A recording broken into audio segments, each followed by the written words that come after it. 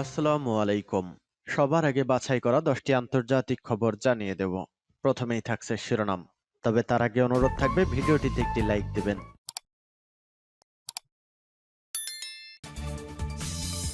জানিয়ে দেব সর্বশেষ আপডেট আন্তর্জাতিক সংবাদ। শুরুতেই শিরোনাম। মস্কোতে ইউক্রেনের ড্রোন হামলা নস্যাতের দাবি রাশিয়ার। শস্য চুক্তি নিয়ে জাতিসংঘের সঙ্গে ঘনিষ্ঠ যোগাযোগ রাখছে তুরস্ক, বললেন এরদোয়ান। এদিকে ভারত থেকে মুসলমানদের তাড়াতে ইসরায়েলের অনুকরণ করছেন মোদি। জার্মানিতে প্রশিক্ষিত কয়েক হাজার অভিজাত ইউক্রেনীয় সেনা নিহত হয়েছে। তুলকারামে ইসলামী জিহাদের বোমা হামলায় ইসরায়েলি সামরিক সরঞ্জাম ধ্বংস। সর্বশেষ জানিয়ে দেব ১.৫ বছর ধরে ইরানে সুইডিশ কর্মকর্তা আটক নিশ্চিত করল ইইউ। এতক্ষণ শুনছিলেন সংবাদ শিরোনাম, এবারে বিস্তারিত। আজকের সংবাদ সম্পর্কে আপনার মূল্যবান মতামত কমেন্ট করে জানিয়ে দিন কোন স্থান থেকে আমাদের সংবাদ শুনছেন এবং দেখছেন। মস্কোতে ইউক্রেনের ড্রোন হামলা নস্যাতের দাবি রাশিয়ার। আবারও মস্কোকে লক্ষ্য করে ড্রোন হামলা চালিয়েছে ইউক্রেন, তবে হামলা নস্যাতের দাবি করেছে রাশিয়া। মঙ্গলবার রাশিয়ার প্রতিরক্ষা মন্ত্রণালয় জানায় রাজধানীর আশেপাশে অন্তত ৩টি ইউক্রেনীয় ড্রোন ভূপাতিত করা হয়েছে। এর আগে সোমবার রুশ নিয়ন্ত্রিত দোনেস্ক, জাপোরিজিয়া ও কুপিয়ানস্কেও কিয়েভের হামলা নস্যাতের দাবি করেছে ক্রেমলিন। এক বিবৃতিতে ক্রেমলিন জানায় ইউক্রেনের সামরিক বাহিনী, সামরিক স্থাপনা, গোলাবারুদের ডিপো লক্ষ্য করে পাল্টা হামলা চালিয়েছে রুশ সেনারা। কৃষ্ণ সাগরে রাশিয়ার নৌবাহিনী ইউক্রেনের সেনা বহনকারী যুক্তরাষ্ট্রের তৈরি 4টি বোট ধ্বংস করেছে। ইউক্রেনের একটি MI-8 হেলিকপ্টার ও বেশ কয়েকটি ড্রোনও ধ্বংস করা হয়েছে। সোশ্যাল মিডিয়া টেলিগ্রামের এক বার্তায় মস্কোর মেয়র সের্গেই সোবিয়ানিন বলেছেন, মস্কোকে লক্ষ্য করে হামলাকারী ড্রোনগুলোর ধ্বংস করা হয়েছে, এতে কোনো হতাহতের ঘটনা ঘটেনি। সাম্প্রতিক সময়ে রাশিয়ার ভূখণ্ডে ড্রোন হামলা নিত্য নৈমিত্তিক ঘটনা হয়ে দাঁড়িয়েছে। রাশিয়ার সংবাদ সংস্থাগুলোর মতে রাজধানীর চারপাশে 4টি প্রধান বিমানবন্দরগুলোতে প্রায় 50টি ফ্লাইট স্থগিত করা হয়েছে, পরে আবার তা চালু হয়। দেশের অন্যান্য অঞ্চলে আবাসিক এবং বাণিজ্যিক সম্পত্তিরও ব্যাপক ক্ষয়ক্ষতি হয়েছে।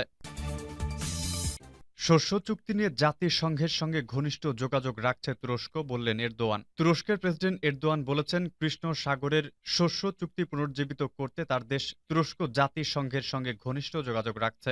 রাশিয়ায় পুতিনের সঙ্গে বৈঠকের পর এরদোয়ান সাংবাদিকদের বলেন, জাতিসংঘের সর্বশেষ প্রস্তাবে রাশিয়ার কিছু দাবি পূরণের কথা বলা হয়েছে এবং শিগগিরই এর সমাধান পাওয়া যাবে বলে বিশ্বাস করা হচ্ছে। এরদোয়ান বলেন, গত 28 আগস্ট জাতিসংঘের মহাসচিব গুতেরেস তার পাঠানো চিঠিতে একটি মধ্যস্থকারী ব্যবস্থার প্রস্তাব দিয়েছেন। এটা সুইফট লেনদেনের মতো হবে, কিন্তু সরাসরি সুইফট নয় যেমনটা রাশিয়া চেয়েছে। তারা বলেছে বিমা ইস্যুতেও কাজ চলছে। তিনি আরো বলেন, মস্কো এই দুইটি দাবিকে পুনরুজ্জীবিত করার জন্য আবশ্যক হিসাবে রাখছে এবং পুতিন তাকে বলেছেন যে ইউরোপ আমাকে যে প্রতিশ্রুতি দিয়েছিল তা পালন না করা পর্যন্ত তিনি এ বিষয়ে পদক্ষেপ নেবেন না।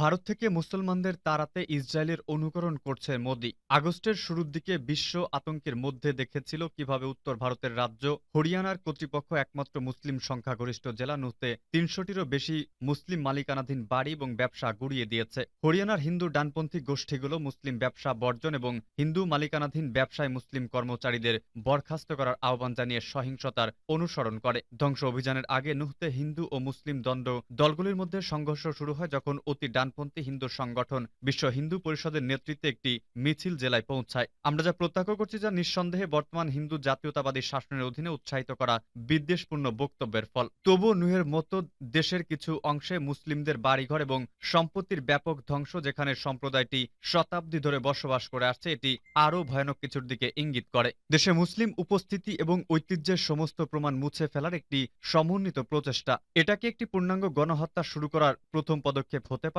ইসরায়েলের কাছ থেকে শেখা বছরের পর বছর ধরে ভারতের প্রধানমন্ত্রী নরেন্দ্র মোদীর নেতৃত্বে আমরা দেখেছি ভারত ক্রমবর্ধমানভাবে ইসরায়েলের সাথে মিলিত হচ্ছে। হিন্দু অধিকার ও ফিলিস্তিনিদের প্রতি ইসরায়েলের দৃষ্টিভঙ্গি অনুকরণ করতে তাদের আকাঙ্ক্ষা স্পষ্টভাবে প্রকাশ করেছে। বিশেষত তারা ল্যান্ডস্কেপ থেকে ফিলিস্তিনের ইতিহাস, উত্তরাধিকার এবং সংস্কৃতিকে পদ্ধতিগতভাবে মুছে ফেলার জন্য ইসরায়েলের প্রচেষ্টা দ্বারা অনুপ্রাণিত বলে মনে হচ্ছে।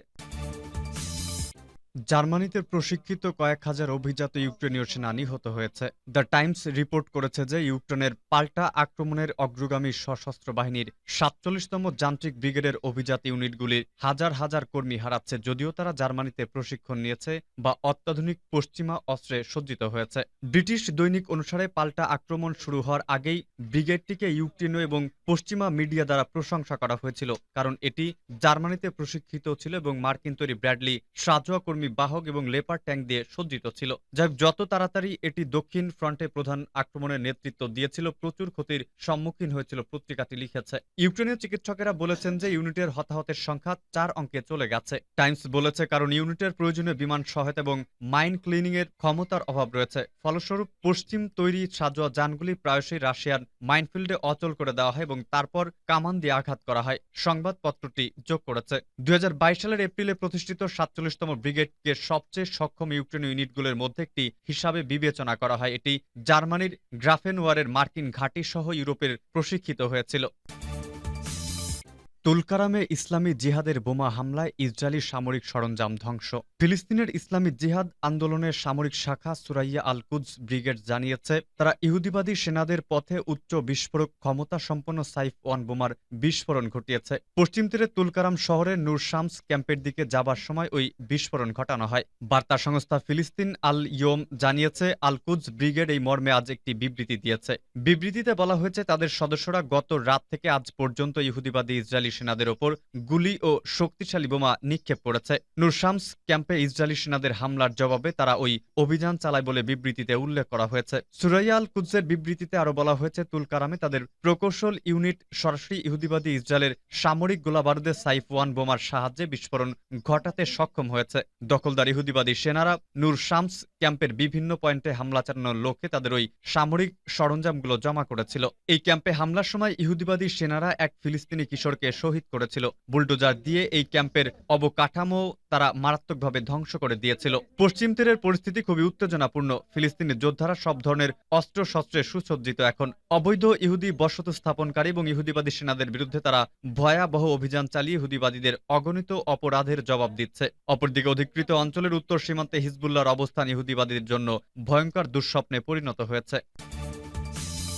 1.5 বছর ধরে ইরানে সুইডিশ কর্মকর্তা আটক নিশ্চিত করল ইইউ। ইউরোপীয় ইউনিয়নের কূটনৈতিক পরিষেবার কাজ করা একজন সুইডিশ ব্যক্তিকে 500 দিনেরও বেশি সময় ধরে ইরানে আটক রাখা হয়েছে বলে নিশ্চিত করেছে জোটটি। ওই ব্যক্তির মুক্তি নিশ্চিত করতে নিরলসভাবে কাজ করার প্রতিশ্রুতি দিয়েছে ইইউ। ব্রাসেলসে কর্মরত 33 বছর বয়সী কর্মকর্তা জোহান ফ্লোডেরাস ছুটিতে থাকাকালীন 2022 সালের এপ্রিল মাসে তেহরানে গ্রেফতার হন। ইরান 3 মাস পর ঘোষণা করে তারা গুপ্তচর বৃত্তির অভিযোগে একজন সুইডিশ নাগরিককে গ্রেফতার করেছে, কিন্তু তার নাম জানায়নি। ইইউ ও সুইডেনের সরকারও তার পরিচয় গোপন রেখেছিল, কিন্তু সোমবার নিউ ইয়র্ক টাইমসের এক প্রতিবেদনে তা প্রকাশ করা হয়। 30 বছর বয়সী একজন সুইডিশ নাগরিককে যথেচ্ছভাবে তার স্বাধীনতা থেকে বঞ্চিত করা হয়েছে বলে সুইডিশ পররাষ্ট্র মন্ত্রণালয় পরবর্তী সময় নিশ্চিত করেছেন এবং তাকে মুক্তি দেওয়ার জন্য ইরানি কর্তৃপক্ষের প্রতি আহ্বান জানিয়েছেন। তারা বলেছে আর কোনো বিশদ বিবরণ প্রকাশ করা যাবে না, কারণ এতে মামলা পরিচালনা জটিল হবে। মঙ্গলবার স্প্যানিশ শহর কাডিজে একটি বৈঠকে যাওয়ার সময় ইইউ পররাষ্ট্র নীতির প্রধান